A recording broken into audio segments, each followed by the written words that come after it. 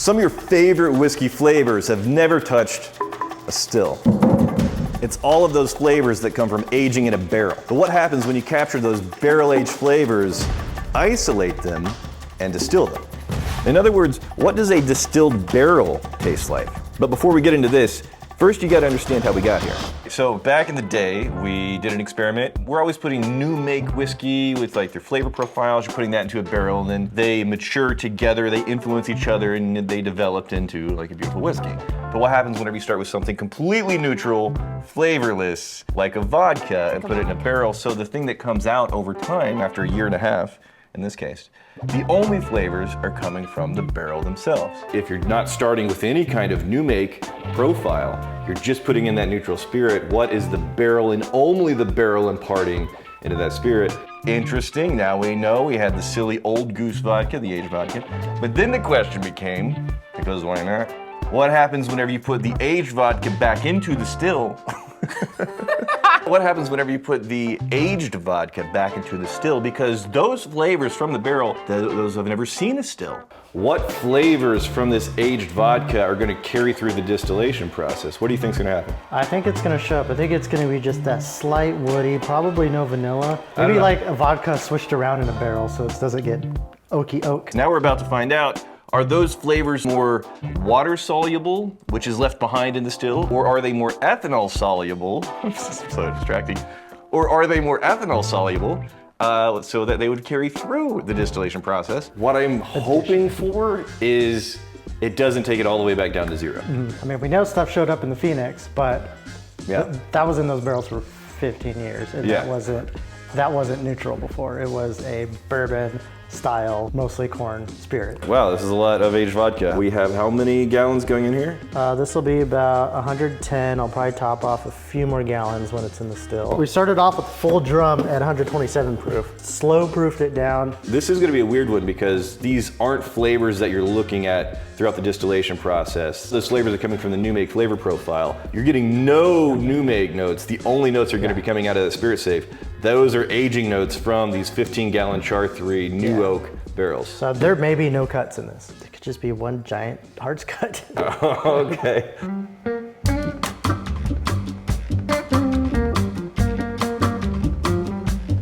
We stopped this. Just really quick, the notes on here, what's interesting is how very, very familiar they are in whiskey. Dude, there's that vanilla, there's obviously the oakiness. Wait a second, is this gin? What? Is this gin? Neutral spirit, macerating with new oak, and then redistilled. That's how you make gin.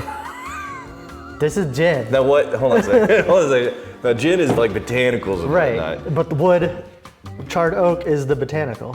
Okay. Now, does gin have a legal set of parameters in terms of what's considered botanical? I'm wondering, I think maybe all there has to be is juniper at least. Maybe grab a juniper berry from a tree, sprinkle it in there.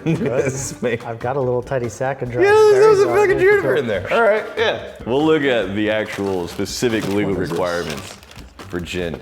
How about right now?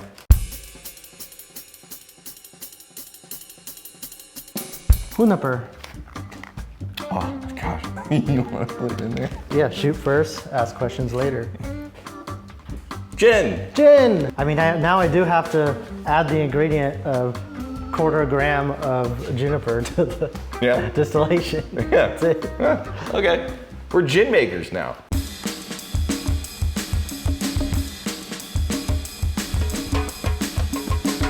We are tasting a redistilled aged vodka. You get the aged vodka, and then you put it in a still, and you rip all of those flavors out, and you separate that profile into its component parts that are coming out through the still. Yeah. To see what a barrel is delivering, like the essence of that barrel. That's what we're analyzing right now. Have you nosed or tasted this yet? I'm asking you. This episode is sponsored by Fume. Fume. This is an innovative, award-winning flavored air device. Fume is not a vape. It's got no vapor. It's got no nicotine. And it exists to help you replace a bad habit with a good habit. Yeah, something that is delightful, and I am constantly reaching for this thing on my desk. They are making the air, smell, and taste good with these cores that go inside. And the cores come in a whole bunch of different flavors. You have a favorite. You're wrong though, because the correct favorite is the orange vanilla. Best one is crisp mint, but they're all actually really good. This one's the white cranberry. It's got a real nice flavor to it. Let me show you how you put it in. You open this bad boy up like that. You see your core? Pop this sucker in. Boom, easy. And then this is magnetic, so it snaps right in there. And then you can twist to change the airflow channel, the amount of air that's passing through there. That's amazing. All right, for anybody who wants to try Fume, where are they gonna go? You're gonna go to tryfume.com/whiskeytribe. You're gonna use code whiskeytribe to get 10% off your journey pack today. Or jump right to it with the QR code on screen. Looks like we have 5 cuts going through the hearts. All right, so this is one at 157 proof. What the hell? Kyle and his giant muscles. God! Okay, It's a mini bottle. shut up. This is number 1.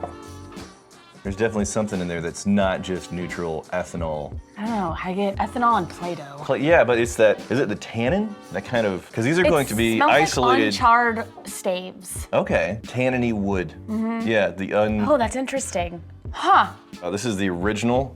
Let's compare it to just the starting Silly Goose vodka. This is just regular, standard, classic. Link in the description down below. You silly gooses. Oh gosh, it's so much less. Yeah, Holy this is neutral. This is like flavorless. This is.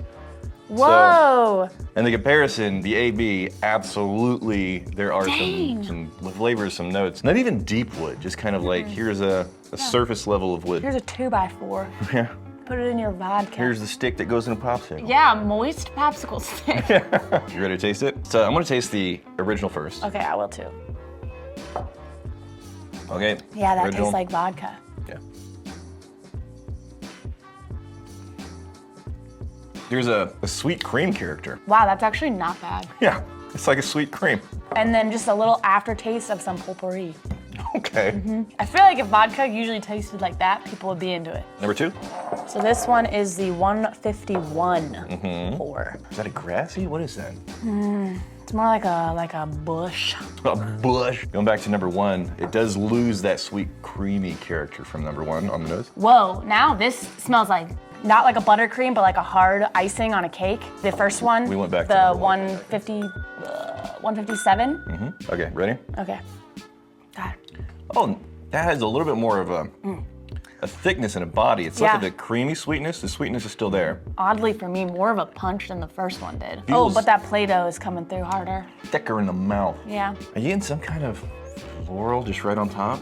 Are you getting that? Right when you said that. Yeah, immediately we can tell, even just 2 samples in. Are there flavors that carry through a distillation process from the barrel impact? Absolutely. Barrel is ethanol soluble. Those components are carrying through and refining differences in cuts inside the hearts. Let's get into number 3 here. Number 3 is 148 proof. This is, oh, Well, this has got like a, Okay, whoa, It's got some whoa. funk. This is it's got a funk. this is pepper jack cheese, dude. This is straight up pepper jack cheese. Yeah, I'm You getting smell that? So definitely I'm getting the cracked black pepper. The funk. Like I say funk, you say cheese. I mean, This is it's pepper right up jack cheese to a T. If somebody slapped me with a slice, I would smell the same. Let's go in. pepper jack cheese. What the hell? Oh, it's milder on the taste. Oh, doesn't taste like pepper jack cheese at all in No. the mouth. It's kind of like a sparkly botanical soda. I'm getting, I want to say taffy. The sweetness of like an unflavored taffy. Is that even a thing? I guess I could see what you're saying. Yeah. It's like a lime. very lemony, light lime, citrusy taffy. Sure. Next, this one is 131.5 proof. Okay, I feel like the creaminess kind of came back on the nose. Yeah. That's really weird. Creaminess, and there's a little bit of a, I don't know, some type of subtle baking spice trying to yeah, keep in. there's no more funk. Yeah, there's like a Slight- nutmeg or something. Yeah, I was gonna say like a nutmeg or a slight banana bread note or Oh, okay, I could see banana bread. a banana bread. A little banana bread in there. All right, I'm gonna mouth it. That's kind of interesting. Dude, I kind of like that. That's Oh, you awesome. have, yeah, it's really good. Holy hell. What? That's buttery, it's banana bread, Yeah. you got some little oaky threads in there. yeah, there's muffins. There's muffins on the tongue. What are we doing Dude, right I just now? ate a fucking muffin. This is 131.5 proof. What? Beautiful. This does not feel like it's been the same thing. No. That's so weird. But That's the barrel impact. Okay, I think this is where that oakiness is living. Yeah, that's awesome. It's like a vanilla buttercream, an oaky vanilla buttercream right there. All right, next. Here we go. We're going into 127.4. Okay, I do get more of like the harsh chemical. You get more like a nail polish type of deal. That should be living higher in the heads, that nail. That I don't know, I'm harsh actually, for me, this one's pretty muted. I'm not really getting a whole lot. The shift from 4 to 5 is huge. Yeah, oh, wow, that one's so nice. That one gets sweeter when you go back to it. I'm gonna mouth it. Oh, so it's more of a sweet and creamy texture than the nose would lead you to believe. A little bit of oakiness, a little bit sweet and creamy, but the flavors are living in that 4. Yeah. I'm not really getting much.